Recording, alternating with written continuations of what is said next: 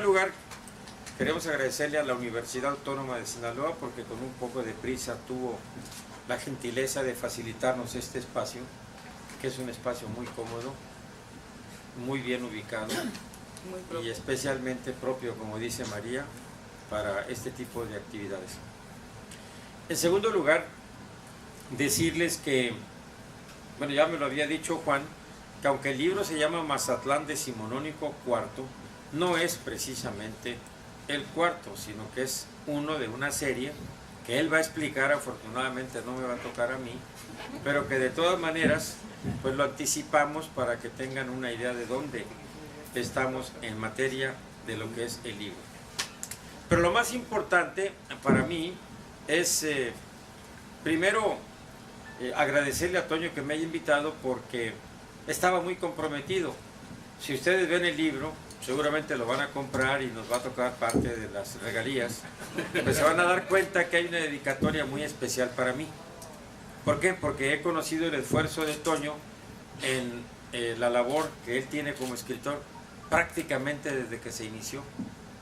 Conozco estos 4 libros, pero aún otros que están por publicarse, uno más que está publicado anterior, que por ahí lo vi en la mesa de exhibición, que se llama Navidad en Mazatlán, y yo creo que a lo mejor alguien va a hacer referencia también a alguno de los cuentos. Pero nosotros, y me refiero a un grupo de amigos, iniciamos la administración municipal en 1987.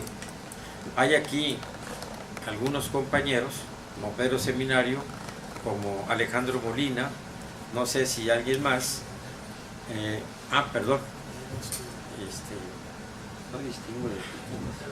No, es André Lecon, es un canadiense. Perdón, creo que pidió hablar contigo. No, está saludando. Está saludando, señor. Y nosotros vamos a conmemorar los 30 años que iniciamos la administración. Bueno, está Consuelo Lizárraga en representación de su hermano, el doctor Raúl Lizárraga, y está también obviamente María Muñiz, que colaboró con nosotros en aquella administración, y decidimos que deberíamos comentar los 30 años. ¿Por qué? Porque son importantes las conmemoraciones, y yo le pedí a Toño que nos dejara que esta presentación fuera el inicio de una serie de actividades conmemorativas que vamos a tener durante el 2017. Ya está programada una cena de los que quedamos vivos de esa administración. Ya se ha publicado, voy a mostrárselo a ustedes más tarde al final de la presentación, una página donde estamos quienes colaboramos en aquella época, y también vamos a realizar algunas actividades muy significativas por el peso que tienen dentro de lo que significa el Mazatlán.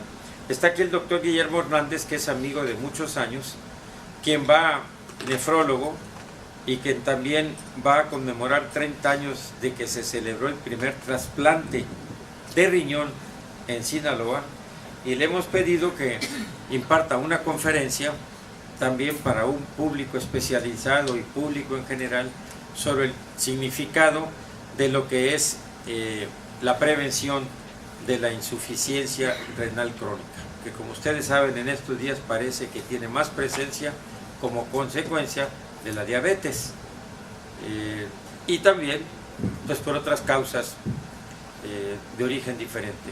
Entonces vamos a tener además la celebración muy importante de la Constitución del 17, con un evento especial, con una conferencia, porque el año próximo también es el centenario de la Constitución de 1917. Para nosotros, por ejemplo, yo soy miembro del Colegio de Sinaloa, estamos en estos momentos conmemorando 25 años de existencia del colegio. Entonces yo le comenté a Toño y le dije, mira, vamos a comenzar con la presentación de tu libro, porque va a ser un buen inicio si hablamos de Mazatlán, y sobre todo va a ser un buen inicio si hablamos de un Mazatlán que la mayoría de nosotros desconoce. Hay varios libros escritos, quizá ustedes los conozcan, los de Ose Escole, los de Mario Martini, incluso de Ernesto Coppel, gran empresario turístico, que así como tiene libros un poco irónicos, también tiene libros serios sobre la historia de las familias de Mazatlán y muchos más, pero lo que importa en este caso es que se está recuperando la historia de Mazatlán del siglo XIX. Y como yo le digo a Antonio, porque como le digo, he leído todos los materiales, incluyendo los que no se han publicado todavía, tiene obsesión por los barcos. Si lo ven ustedes desde Mazatlán decimonónico, este es el primero, me lo acaban de prestar ahorita, yo no lo traigo, pero este es el primero que se publicó y van a dar ustedes cuenta que son muchos relatos de los barcos que estaban anclados aquí, los que dejaron historia, los que dejaron bitácoras, los archivos que tuvo que consultar, y ese es el gran mérito del trabajo que realiza Antonio Lerma Garay en todos sus materiales. Solamente uno es de cuentos cortos, pero si uno pudiera trazar, digamos, algunas líneas generales, pues básicamente es lo que se vivía en Mazatlán, en la ciudad, en los barcos, y lo que se escribía en los periódicos de donde venían aquellos barcos, de toda naturaleza. Imagínense en 47, cuando estábamos invadidos por los norteamericanos, o en 65, 66, cuando teníamos la intervención francesa encima de nosotros, o a finales del siglo XIX, cuando empezaba Mazatlán como emporio. De manera tal que nosotros pensamos que era muy importante comenzar con un libro así, por eso fue que le pedí su autorización para que este libro fuera el inicio de una conmemoración y de un conjunto de actividades de las que ustedes van a conocer en las próximas semanas. La segunda cosa que quiero comentarles es que hay muchos textos escritos por mazatlecos y por sinaloenses, como los que mencioné ahorita, y no se conocen. Y allá alrededor de mayo del año próximo pensamos juntar a todos los que están todavía vivos. Por ejemplo, se acaba de presentar un libro en Culiacán la semana pasada que se llama Sentimientos, de Rubén Elías Gil Leiva, que tiene mucha importancia dentro de la vida del estado de Sinaloa. Pero hay otros textos, como los de Gilberto López Alanís, de personas que ya fallecieron, como Adrián García Cortés, obviamente a ellos los vamos a invitar, a sus familiares, y varios que ya son clásicos de la historia de Sinaloa. ¿Cuál es el propósito? Que tengamos nosotros la posibilidad de que la vida de Mazatlán, la vida del estado, que viene, por cierto, en la introducción de este libro, lo que ha sido Mazatlán, la conozcamos todos y especialmente se pueda ir hacia las nuevas generaciones. Por eso es que pues nos da mucho gusto que tengamos la presencia de todos ustedes, notificarles que vamos a estar anunciando estas actividades de el 30º aniversario del Ayuntamiento de Mazatlán 87-2017, porque además, bueno, van ustedes a encontrar un periódico que Luis Alonso Enamorado publicó, es el que siempre saca fotografías en traje de baño. Ojalá que lo pueden ver, porque allá hay un anuncio del Ayuntamiento de Mazatlán. No vayan a ver solamente las fotografías, porque ya nos ha pasado eso, pero es la idea de que puedan ver por qué nos interesa a nosotros celebrar este aniversario. Bueno, pues estos son los dos anuncios que yo quería hacerles en el tiempo que tengo muy limitado. Las presentaciones se van a sujetar primero las damas, María Muñiz, después Juan Lizárraga, y brevemente, porque seguramente ustedes ya los conocen perfectamente, les comento lo que ha sido la vida académica y profesional de ambos. María es amiga mía desde 1985. El mejor razón. Porque cuando yo era candidato a diputado federal, me interpeló en varias ocasiones sobre el significado del petróleo, la reforma fiscal. Y la economía. Exactamente, de muchas cosas. Pero me llamó la atención y desde entonces establecimos una amistad, por lo cual la invitamos a que colaborara parcialmente dentro de las tareas del ayuntamiento, sobre todo en aquella rama que es el campo que ella más aprecia, la cultura. Y me di cuenta de todas sus características, sus cualidades y sus atributos, pero además me di cuenta de la forma en que fue creciendo a través de distintos cursos, diplomados, hasta convertirse en profesora de niños de adolescentes y de adultos de lo que son programas de lectura, en primer lugar, en la elaboración, en la conducción de talleres, en la elaboración de sus propios textos, de manera tal que lo que yo puedo decir es que en estos años su vida académica se ha fortalecido cada vez más con la práctica profesional y como recientemente sucedió con las visitas que hace o la presencia que tiene en actividades académicas en otras ciudades como Los Mochis, en la feria del libro de Los Mochis, o en la feria en Culiacán, o en el programa con los niños ACES, que son alumnos sobresalientes del estado de Sinaloa. De modo que en materia de lectura lo que yo puedo esperar es que ella tenga una visión muy especializada de lo que son los textos de Antonio Lerma en este libro. Juan Lizárraga es periodista. Me decía, se jubiló a los 20 años, o hace 20 años que se jubiló. Ustedes lo deben reconocer como periodista del periódico El Noroeste. Yo lo conozco desde entonces también, pero tiene entre otros méritos académicos que terminó su doctorado en educación. No cualquiera lo puede decir con la forma tan honesta y abierta como lo dice Juan, porque sigue como profesor de tiempo completo en la Universidad Pedagógica del Estado de Sinaloa con sede en Mazatlán. Y desde hace muchos años hemos compartido experiencias muy interesantes, pero una de las más satisfactorias fue cuando él escribió un libro dedicado a un gran personaje de Sinaloa, sí, Ramón F. Iturbe, que por cierto Guadalupe Rincón, que está por aquí, allá está Guadalupe, le erigió un monumento ahí frente al Palacio Municipal, ante el asombro de mucha gente que no sabían que ese gran general de la revolución era mazatleco, sinaloense, Ramón F. Iturbe. Lo acabo de platicar apenas en Culiacán hace un par de días con alguien que no sabía tampoco la trascendencia que tuvo su labor diplomática en Japón, cuando estuvo como representante de México en aquel país. De modo que tienen ustedes a dos presentadores de lujo.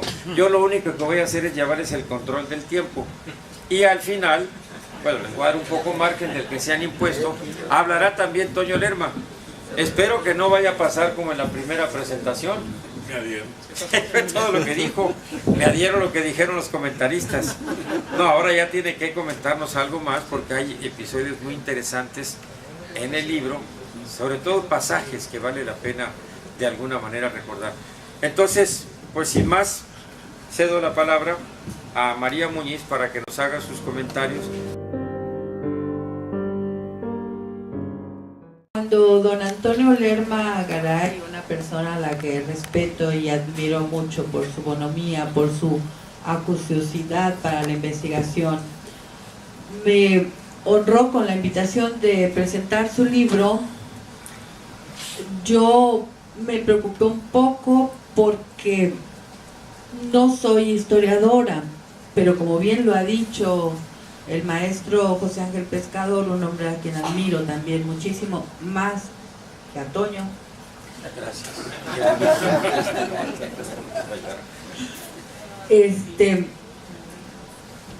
Pensé, le dije a Toño que quería leer el texto porque mal hace quien presenta un libro sin leerlo, y lo que puedo decir de primera instancia es que a cada párrafo me detenía y disfrutaba el texto. Cuando había que hacer la presentación, pensé de dónde lo abordo. Juanito es un gran historiador, entonces esa parte le correspondería a él. Y entonces decidí que lo iba a abordar desde mi experiencia lectora, nada más. No como una experta historiadora, porque no lo soy, sino como una mujer lectora. Y desde allí empecé a redactar mi texto, que ahora ya me parece un galimatías, pero que espero que ustedes me entiendan. Vivimos el tiempo de lo efímero y la inmediatez globalizada.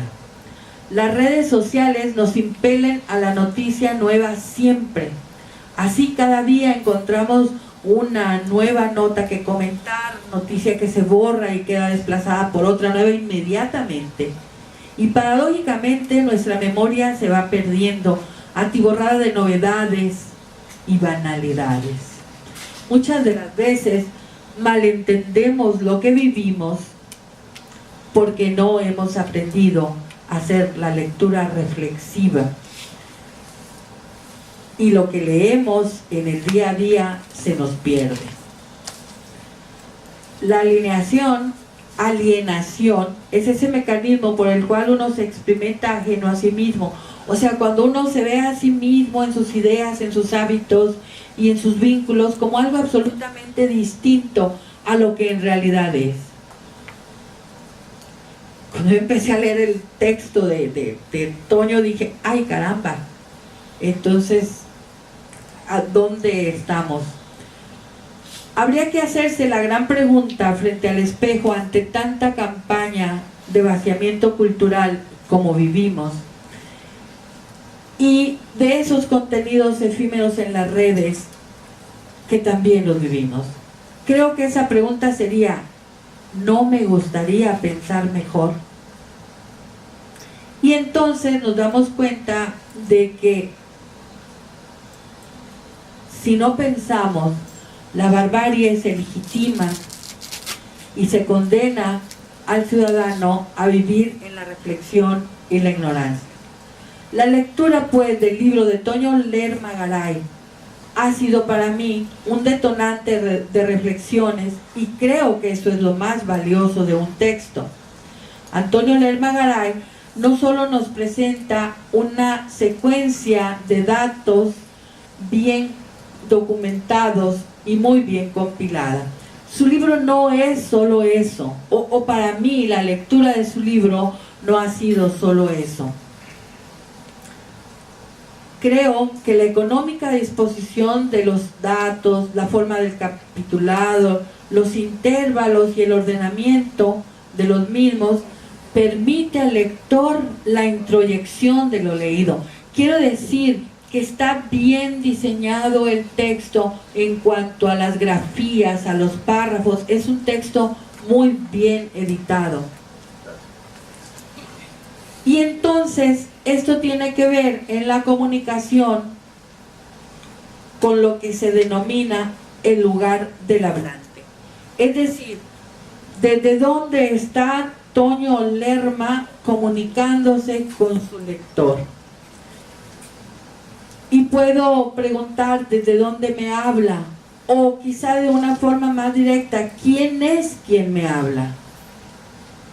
Y se entiende y se aprecia en la lectura, pues, que es un apasionado investigador y un apasionado de los barcos y de esta mar, de esta tierra de mar que es nuestro Mazatlán. Y ese lugar legitima su discurso y nos hace bajar la guardia y entrar en su narrativa, en su discurso sobre esta historia de Mazatlán que cuenta y documenta. Seguramente es porque nos habla desde su pasión como historiador. La lectura se convierte entonces en una especie de túnel del tiempo,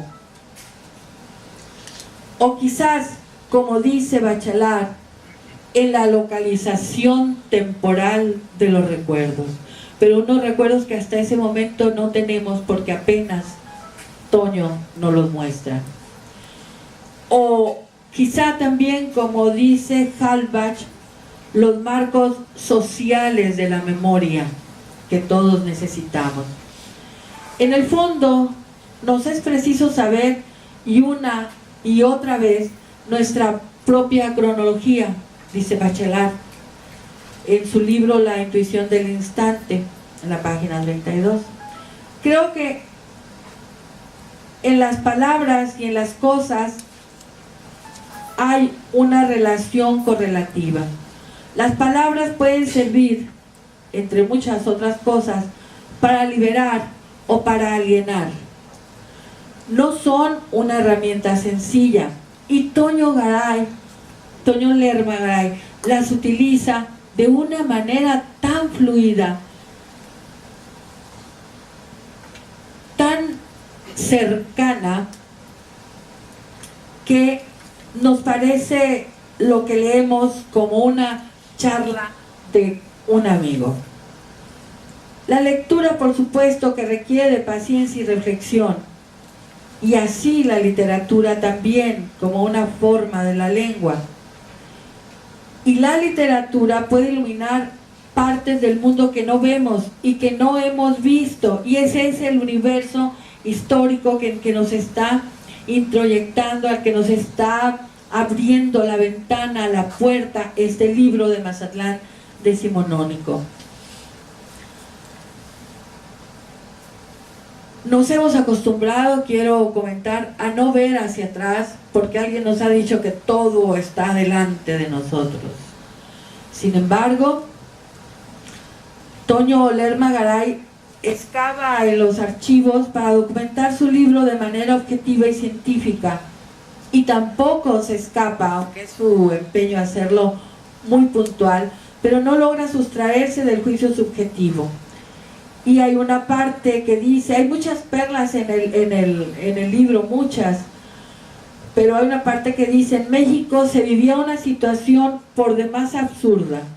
Sus habitantes eran súbditos de un rey depuesto y su territorio era colonia de un país invadido por otro. Y esto sucede, nos dice Toño, cuando es la apertura oficial del puerto de Mazatlán. Y entonces ahí dejo yo el libro, lo cierro y me pongo a reflexionar y a pensar cómo era entonces, cómo fue, cómo nace, cómo se crea un puerto en esa incertidumbre jurídica y en ese entorno sociológico tan ambiguo. ¿Cómo pueden hacer algo en un territorio que no es ni lo uno ni lo otro? Y aquí tenemos abogados. Y cuando hace estas referencias, nos acerca a situaciones, decía yo, que podrían ser análogas y no exclusivamente en la historia y sociología lejana. Porque hoy hay una discusión en el Congreso si se aprueban o no intervenciones del ejército en la vida civil, y esa correlación de ideas es lo que fermenta la lectura del libro. El libro comienza con una puntual intención de discurso histórico, sin embargo, me remitió a la lejana discusión sobre la obra de las meninas de Velázquez, con que empieza Foucault su libro Las palabras y las cosas.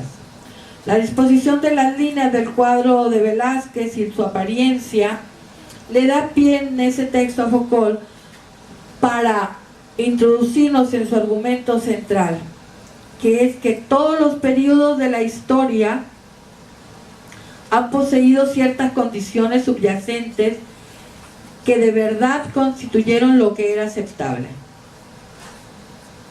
El filósofo, Foucault en este caso, muestra los paralelismos que tuvieron lugar durante el desarrollo de los tres campos distintos del conocimiento. Pero ¿y entonces qué tiene que ver Lerma Garay con Foucault? Pues eso, que su texto nos incita a otras percepciones, a otras reflexiones. Y yo encuentro en el libro de Lerma Garay la posibilidad de que su lectura sea esa otra parte que haría falta para entender esta ciudad nuestra.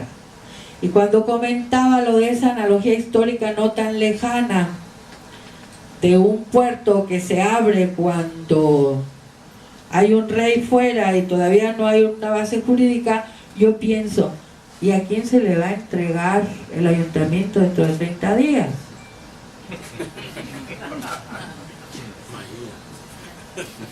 Pero también entonces encuentro que se vale preguntar, digo, sí, porque está muy dilatado eso.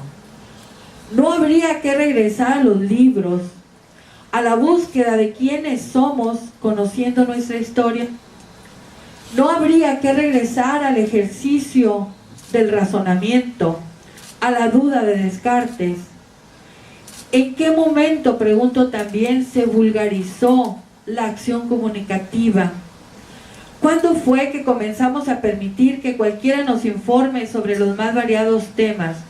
¿Y en qué momento nos hicieron creer que lo inmediato y en la luz de noticias y los comentarios vanos y la ignorancia estúpida nos correspondía a nosotros? ¿En qué momento nos dijeron que todo esto, acompañado de tecnología, era algo virtuoso? El juego es perverso porque, en primer lugar, el espectador que somos todos, desde su anónimo mirador frente a la pantalla, se ríe a carcajadas de una información idiota. Pero luego son ellos, los manipuladores, los que indefectiblemente se ríen del espectador cuando lo colocan, por ejemplo, frente a programas informativos de interés general. Todo ese círculo explica el resultado de los últimos eventos políticos y sociales. El tema da para más, pero aquí se trata de comentar este libro, Mazatlán Decimonónico, que a mí me cautivó. Y esto en relación a la circunstancia actual de nuestra ciudad. Creo que en este libro podemos reconocernos. Alguna vez le escuché a alguien decir de Culiacán que en Mazatlán los que no están haciendo guerras porque están preparando las flechas. Y cuando leo el libro de Toño Lerma Garay digo, bueno, pues es que no es de ahorita, es desde hace rato.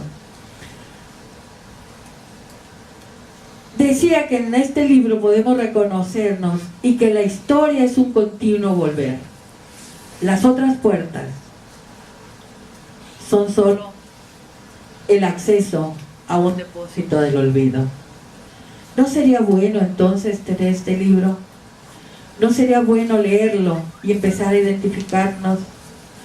¿No sería interesante empezar a generar pensamientos nuevos? ¿No sería mejor apagar un poco la televisión para encender la mente? En una de esas hasta nos empieza a ir mejor.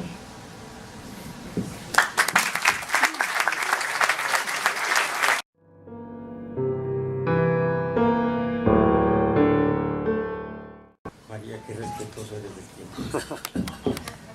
Quiero reconocer la presencia de un gran amigo y sobre todo por el significado, que es el rector de la Universidad Politécnica del Estado de Sinaloa, Isidro. Gracias por tu presencia. Muchas personas más, pero sobre todo tenemos un cronista aquí en la primera fila y un cronista también en la quinta fila, que yo creo que vale la pena mencionarlos, a Joaquín y a Nicolás Vidales, que son de los escritores que les decía que tenemos. También el cronista de Concordia, es cierto que... ¿Dónde está? Perfecto, sí, lo saludé hace rato y le dije que nos parecíamos, ¿verdad? Pero puedo decir en qué, él es más joven que yo, como 30 años, pero nos parecemos porque los dos hemos perdido el cabello. También se encuentra una compañera mía de trabajo de muchos años y amiga, que es Beatriz Zúñiga, ahora coordinadora jurídica de también la Universidad Pedagógica.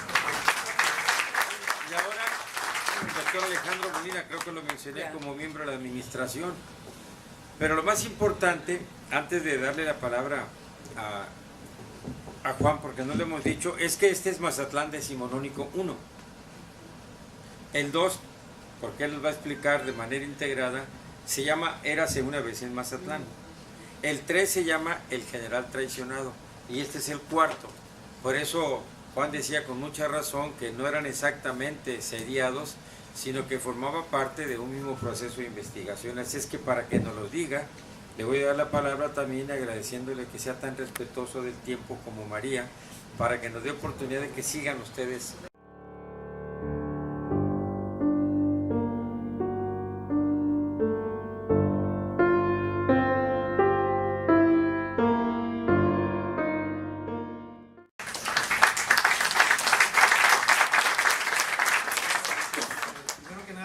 A Antonio, que me haya invitado a participar.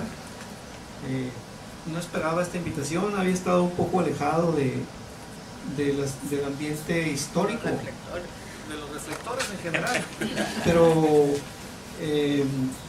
aunque he estado publicando, reciclando mis trabajos en el periódico Noroeste ya de los 80, prácticamente no estaba haciendo labor de trabajo con la historia, entonces pues le agradezco mucho que me haya invitado. No me considero un historiador propiamente, me gusta la historia, soy un aficionado a la historia, y lo que he sido es un divulgador fundamentalmente, porque en aquellos tiempos que yo escribía cuestiones históricas en el Noroeste, pues no había Nicocur, no había maestrías en historia, ni doctorados en historia, no había libros, tenía que andar buscando libros, no así es tampoco. Bien, ocasionalmente o con cierta frecuencia imparto cursos de redacción, de ortografía, y cuando llegamos a las esdrújulas que le digo, todas van acentuadas, ejemplo, tal y tal y tal y tal, y luego sale la palabra decimonónico. ¿Qué es? ¿Qué significa eso? Nadie sabe. Nadie sabe. Entonces, no sé si aquí todos lo saben, pero decimonónico, viene de décimo y nona del 9, es el siglo XIX. Entonces, pues, estos libros, estos trabajos de Antonio están ubicados en el siglo XIX, todos, los 4. Y bueno, otra cuestión es que ha habido gente que me ha dicho, otra vez van a presentar ese libro, como si fuera el mismo libro que lo presentan por 4ª vez. No, es que lo que ya dijo Pescador, dijo el profesor Pescador, en realidad, Pescador. En realidad estamos hablando de libros distintos. En el primer libro, con el estado de contabilidad, Antonio nos hace la aclaración, o sea, fíjense la perspectiva de él, de que se trata de 4 libros. Estamos hablando de 2005.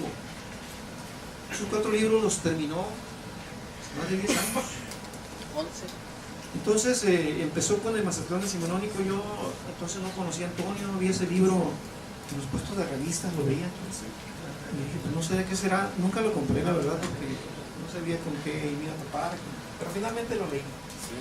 Ese internet, uso mucho el copyleft y los agarro pirateados por allá, entonces pude leerlo digitalizado. Y bueno, ese primer libro, Mazatlán decimonónico, ¿sí se escucha bien, verdad? Un poquito más pegado. Más pegado. Bueno, en su página, de Antonio tiene su página, hace una sinopsis de cada uno de los libros. Yo hice una sinopsis de la sinopsis. Entonces ese libro es una mezcla de historia y anécdotas de Mazatlán. Ustedes pueden leerlo ahí, durante el siglo XIX, ya está explicado. Trata de la invasión francesa y de la estadounidense, así como ataques de buques de guerra británicos. Efectivamente, los buques están presentes, siempre. Luego sigue el general traicionado, donde habla de la vida y obra de Vega Díaz. Lo hizo 5 años después. Las fuentes casi son las mismas. Son los mismos archivos, me refiero a los archivos, las fuentes originales donde está eso. Pero aquí la temática gira alrededor del general, el Plácido Vega, de quien se tenía una visión un poco reducida. Se pensaba negativamente de él, especialmente porque quienes somos aficionados a la historia nos inclinamos más hacia Eustaquio Buelna, juarista. Entonces teníamos una imagen pues muy recortada de él. Aquí, gracias a Antonio, ya nuestra visión cambia. Y bueno, y al final ahí aclara, desmiente las versiones de Eustaquio Buelna, quien afirma que Vega Daza no compró las armas y que se gastó el dinero en otras cosas. O sea, tenemos la apariencia, de que, la imagen de que él era una persona corrupta, hasta ladrona, ¿no? En este caso. Y viene el tercer libro, el tercero, Mazatlán decimonónico, érase una vez en Mazatlán, también en 2010. Tanto este como el anterior se hacen a propósito del centenario de la Revolución, ¿no? Se hacen en ese tiempo, ahí sí, 2 por 1, en un año, los 2 libros, igual anécdotas, hechos curiosos sucedidos en Mazatlán en el siglo XIX y parte del siglo XX. Aquí ya rompe la línea y se va hasta el siglo XX. Dice, habla de la llegada del tren a Mazatlán, del primer automóvil, imagínense, proveniente de Estados Unidos, cuando comenzó a brillar el faro también, la muerte de Ramón Corona, etc.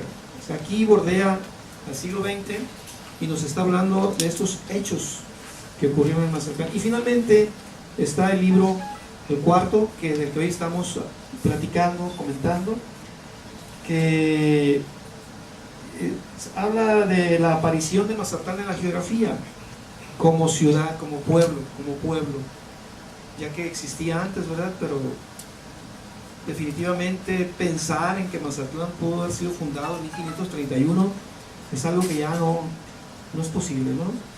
Entonces, si en el siglo XIX eran las casuchas apenas, ¿cómo iba a haber Mazatlán en 1531? Entonces, él habla de eso, habla de bloqueos, bombardeos, un primer estudio fotográfico, cómo se instaló un primer estudio fotográfico. Por cierto, él estuvo publicando en internet algunos trabajos, algunos capítulos, y por ahí hacía algunas preguntas, ¿verdad? Entre ellas, ¿cuándo se fundó el primer estudio fotográfico en Mazatlán? Los inicios del turismo, la huida de Heriberto Frías, el incidente en Villa Unión, que tiene que ver con Martiniano Carvajal, ¿verdad? Con Martiniano Carvajal. Y finalmente nos recuerda al profesor Elías Miranda Estrada, le dedica un apartado ahí. Si te gustan los libros, si eres lector, tenías que haber estado ligado de alguna manera con Elías Miranda, ¿verdad? Efectivamente fue mi caso, fue un gran amigo, el viejo, le decía yo. Bueno, y este es el índice del libro Mazatlán decimonónico cuarto. Entonces, ¿puede leerse? Sí, ¿verdad? Perfectamente. Entonces, les pongo el índice, léanlo rápidamente. Yo me concretaré a hablar, si lo que el tiempo me permita, de ese primer capítulo que dice Mazatlán ¿qué? Y de uno más que dice el regalo de la Cenicienta. No, perdón. El Mazatlán Cosmopolitan, ¿cómo se dice en inglés? The Mazatlán Cosmopolitan. Por dos asuntos. Primero, porque me habla de la presencia de los medios de comunicación en ese tiempo, que estaban en San Francisco y estaban aquí al mismo tiempo en inglés y en español. Y de que en Mazatlán, en el siglo XIX, la presencia de los extranjeros era muy marcada, muy notable. Bueno, entonces, primero sería hablarles de ese Mazatlán que trata de la trayectoria político-administrativa de Mazatlán.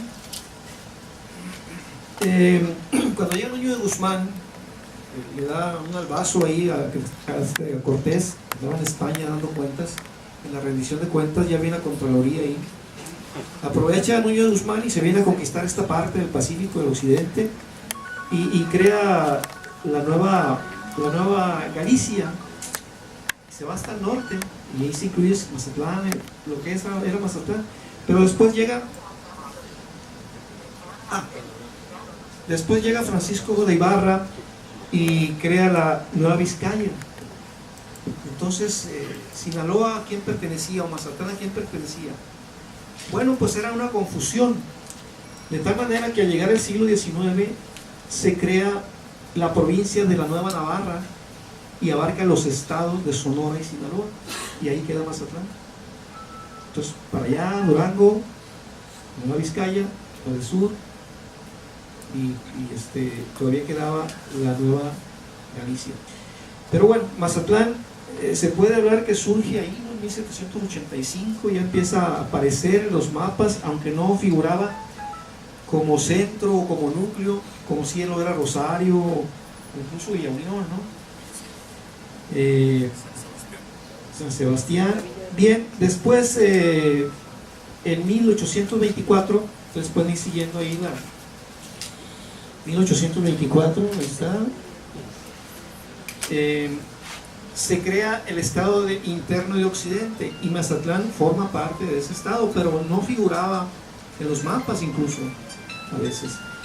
Finalmente, bueno, en ese tiempo se promulga la Constitución de 1824, México ya se considera independiente, y se crea el Estado Interno de Occidente, después el Estado de Occidente en 1825, y finalmente se crea la división del Estado de Sonora y Sinaloa, que es el que integraba el Estado de Occidente, y Mazatlán, pues obviamente forma parte del Estado de Sinaloa a partir de 1830. Pero llega un momento en que se crea el distrito o prefectura de Allende, que era el sur de Sinaloa, y es hasta entonces cuando Mazatlán ya se empieza a convertir en cabecera, ¿no? Cabecera de ese núcleo geográfico. Pues se llega a 1842, tiempo de la intervención norteamericana. Obviamente Mazatlán se consideró un territorio ocupado por el ejército de los Estados Unidos de 1847 a 1848, y posteriormente, por los conflictos que había con los empresarios, se convirtió en un territorio federal que quería ser libre del Estado de Sinaloa. En 1852, obviamente las autoridades no le permitieron esto a los rebeldes, y finalmente Mazatlán se integró de nuevo a Sinaloa, y entonces se convierte Mazatlán en capital del Estado.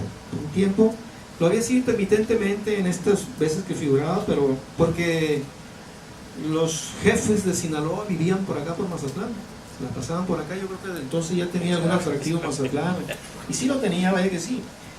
Se convierte en capital del Estado, y finalmente en la época de la intervención francesa se convierte en un departamento de Mazatlán en el Imperio Mexicano.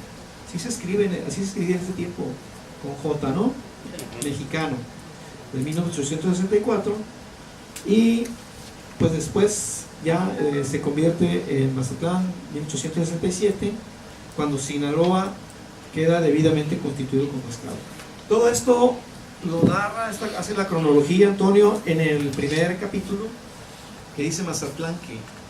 Pero bueno, cada uno de los capítulos que va señalando habla de anécdotas en los que tienen participación los extranjeros.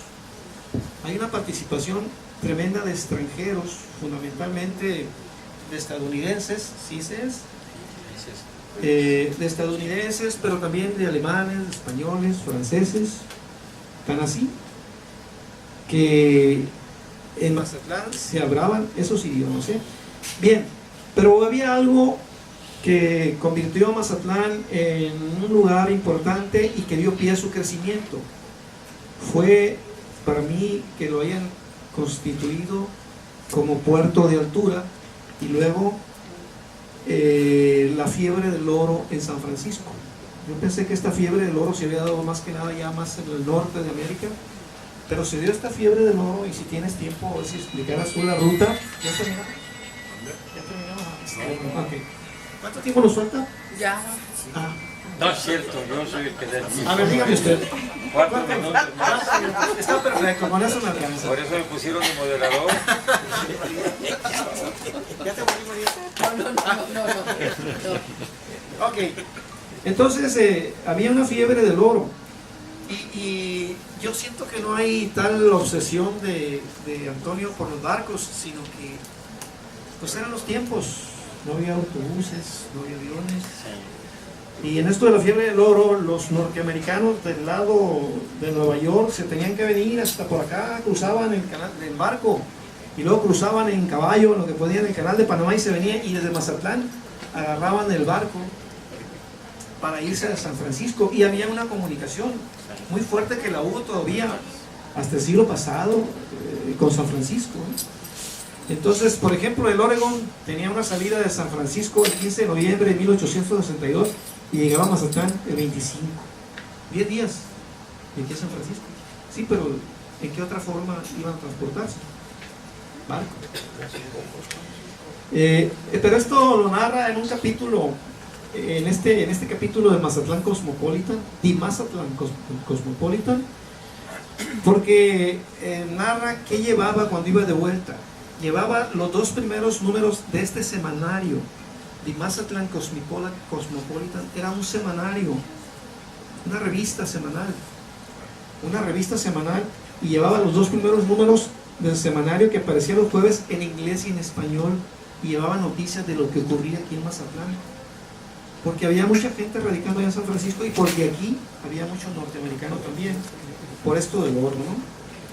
En esas fechas en Mazatlán convivían, dice la nota, convivían mexicanos venidos de apartados puntos del país, así como extranjeros provenientes de las ciudades asiáticas. Por ahí lo explicas que es asiático, ¿no? Sí. De Francia, de Inglaterra, de China, de Estados Unidos y otros países. Entonces en las calles de Mazatlán se hablaban 4 idiomas, obviamente el español y el español mazatleco, porque había mucho español, marismeño, el español marismeño. El inglés obviamente, el francés y el alemán. Bueno, en fin, que esa confluencia de norteamericanos es muy notable en cada uno de los capítulos que señalan. Y es notable porque así era el Mazatlán decimonónico, ¿no? Pero también, me decía yo antes, porque sus fuentes, las fuentes de donde extrajo la información, son archivos fundamentalmente de Estados Unidos. Y ahí es donde nos da las buenas y las malas a todos los que hacemos historia aquí de Mazatlán, porque hurgamos en los libros de los propios historiadores mazatlecos y nada más repetimos y dudamos, pero ahora aquí, gracias a esas fuentes, nos da esa información nueva, Y bueno, yo aquí me explico esa obsesión por los barcos. Siempre se quedó. No es una obsesión por los barcos, sino mencionar tanto los barcos Es porque era parte de la vida de la gente, o sea, un barco tras otro, y entonces hace falta el libro de la historia de esos barcos.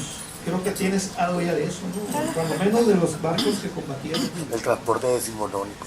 El transporte decimonónico, sí, claro, el transporte decimonónico nos habla de animales, transporte universal, ¿no? Bien, pues ya termino, ahora sí, María. ¿Ya termino el tiempo? Perdón. Tienes un minuto más. No, un minuto más para que hagas alusión aquí. A don Juan Nepomuceno. Bueno, agradezco la gentileza de Juan que me regala el minuto y digo brevemente que nosotros sabemos que Juan Nepomuceno Machado nos dejó la plazuela Machado, pero créanme que yo no sabía que gracias a él se estableció en 1837 el primer ayuntamiento de Mazatlán. Y entonces, bueno, vean lo paradójico del asunto, tiene que venir una persona de Filipinas para aquí en Mazatlán formar el primer ayuntamiento. Y eso fue con la fecha del 5 de octubre de 1837. Y viene en el libro de Toño Lerma el acta, pero como esto, les decía, vienen muchas perlas. Y como bien dice Juan, está muy documentado el libro, hay un proceso de investigación profundo.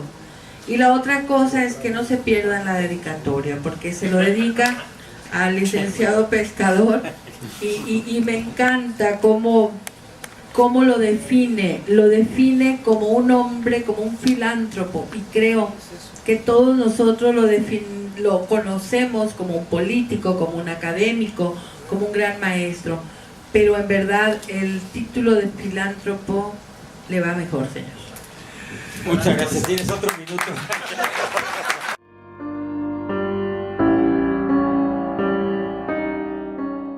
Yo nada más voy a agradecer. Yo nunca me había dado cuenta de lo que representa hacer una presentación de un libro. Jamás me había dado cuenta, a pesar de que he presentado 2 con anterioridad. No me había dado cuenta de todas las personas que se involucran para que yo esté aquí presentando este libro.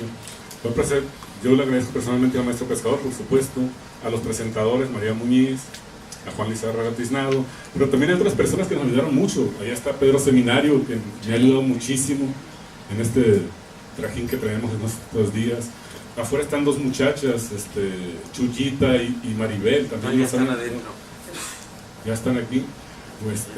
Básicamente, ¿quién es más? Ahí está Juanita, que viene desde Culiacán, nos ha ayudado también mucho.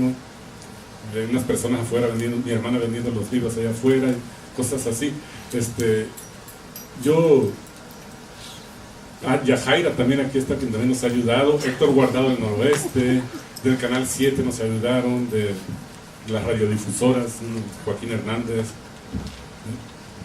Y aquí está Héctor también, Héctor y Sandra también me han ayudado muchísimo ellos. Básicamente quiero agradecerles a todos, perdón si me olvidé de algún nombre, no es mi intención. Porque lo recordamos a la hora del brindis. No es mi intención. Y básicamente eso es lo que quiero decir. Si tienen alguna pregunta del libro, yo con mucho gusto se los contesto, prefiero cederles esos minutos a ustedes para alguna pregunta. Porque me llama la atención una cosa. ¿Por qué la expresión de Juan al decir que había una obsesión? Obsesión es algo inusitado, no, es algo... Cambiamos la palabra. Sí, no. Obsesión, ¿por qué? Nomás que sea la era la única, para ya la voy a terminar. Era la única forma de transportarse y sobre todo, no se me hacen mucho en aquellos tiempos 10 días a San Francisco. No dije que era una obsesión, parecía una obsesión, pero no era. Bueno, okay. Ahora sí Cuauhtémoc Ramos, periodista también. Estamos cerca de la realidad. Inclinado un poco también a la historia, ocasionalmente. A la historia contemporánea. Muchas gracias por hacerme por decreto. Bueno, a ver, las personas que tengan alguna pregunta, un comentario, les vamos a pedir que sean muy concisos, breves, para que haya oportunidad de responder. A ver, Héctor. Es muy rápida para que profundizaras un poquito más en por qué usaste el nombre de decimonónico. Eso, digo, encierra pues eso, pero ¿por qué buscaste ahí? Es que la definición de la palabra decimonónico lo dice por sí mismo. Significa del siglo XIX y todo lo que hay escrito de Mazatlán, bueno, no todo, pero sí fácil, el 95% es de historia de Mazatlán en el siglo XIX. Unos cuantos capítulos se los he dedicado al siglo XX, pero la mayoría son historia de Mazatlán en el siglo XIX, la gran mayoría de los capítulos, todo lo contenido de los libros, por eso. Allá, María Luisa. ¿Le pueden pasar el micrófono, por favor? Porque... No ves y no oyes. Y aquí estoy. En primer lugar quisiera felicitar a Antonio por la magnífica obra que nos está presentando. Él tuvo la gentileza de regalármela adelantadamente. Eso no quiere decir que no la vaya yo a comprar aquí a la salida, porque bien que vale la pena. Me sorprende agradablemente, o mejor dicho, no me sorprende. Yo conozco a Antonio y quisiera hacer hincapié en la gran labor de investigación que contiene este libro.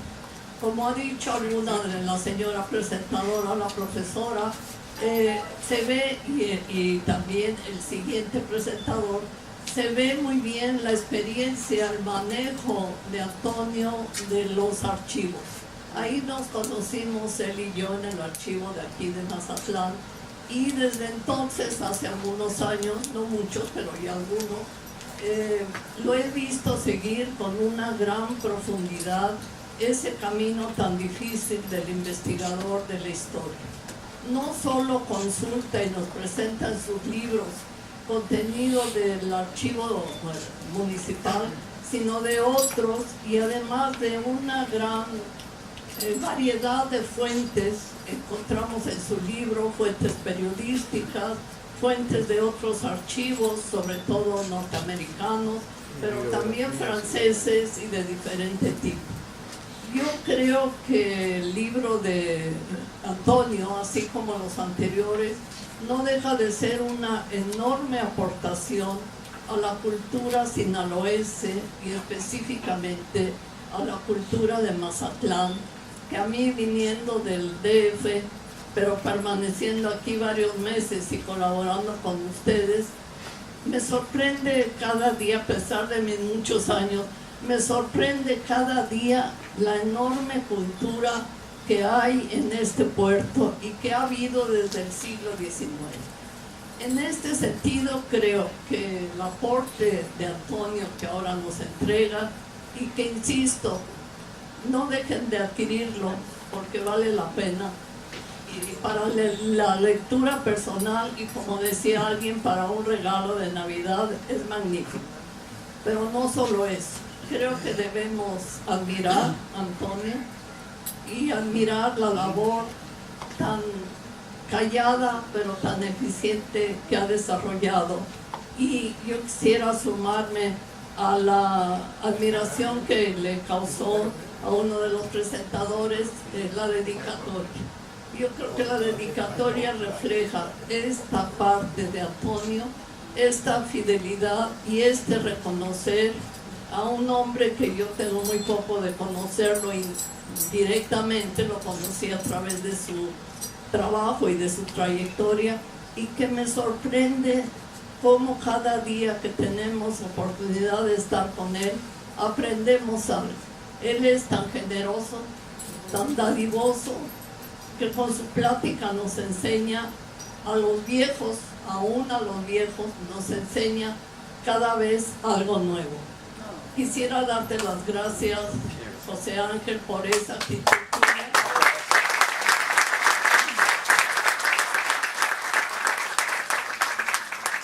Reconocer y agradecer, Antonio, este trabajo que nos entrega. Muchas gracias a todos. Vamos a cruzar. Perfecto, no. ¿Alguna? Tengo otra yo. A ver, Héctor, sí. Es directamente para ti. ¿Para Juan? Para Juan. No, para Antonio. Decía mi papá, los ricos creen que los pobres vivimos del aplauso y el muchas gracias.